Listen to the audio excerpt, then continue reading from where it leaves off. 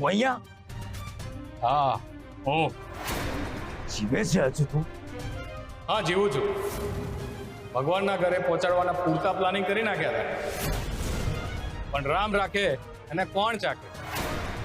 એ દિવસે મને ઝેર આપીને તને એમ લાગ્યું કે હું મરી ગયો, પણ હું જીવતો હતો.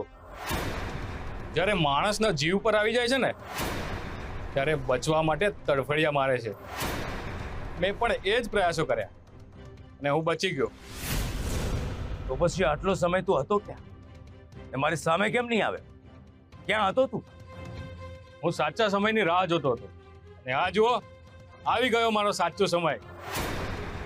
અને એમ હતું કે એવું કંઈક પ્લાનિંગ કરું કે મારા હાથ પણ મેલા ના થાય અને મારું કામ પણ થઈ જાય. અને એ સમય હવે મળ્યો છે.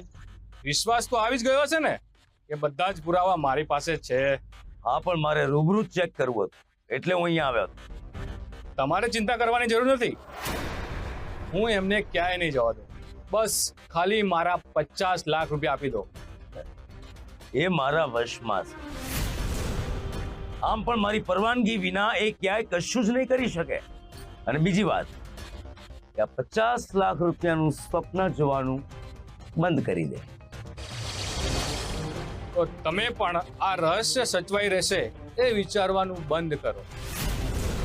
જો રહસ્ય તો જ સચવાશે જ્યારે 50 લાખનું વજન પડશે. બાકી એ ગમે તે ઉડીને જઈ શકે છે. હવે તને જોયા પછી હું 100% કહી શકું, હવે એ જ થશે જે હું ઈચ્છીશ. એવું તને લાગે છે એ તારા હાથની કઠપૂતળી છે, પણ વાસ્તવિકતા જોઈ છે એ હવે તારા વશમાંથી છૂટી ગયા છે. હું જેમ કહીશ એ લોકો એમ જ કરશે. શુભાંશીને તું તારી દીકરી બનાવવા માટે તૈયાર છે. હું તારી સગી દીકરીને કોર્ટમાં લઈ આવીશ,